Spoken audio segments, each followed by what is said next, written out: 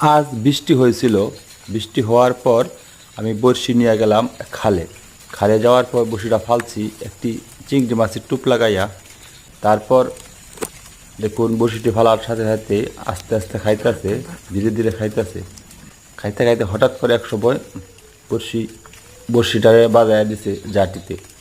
তারপর আর কি পেঁচ লাগাই দিছে, আর উঠে নাই। না ওঠার কারণে তারপর আমি হাত দিয়া ছুড়াইয়া দিছি।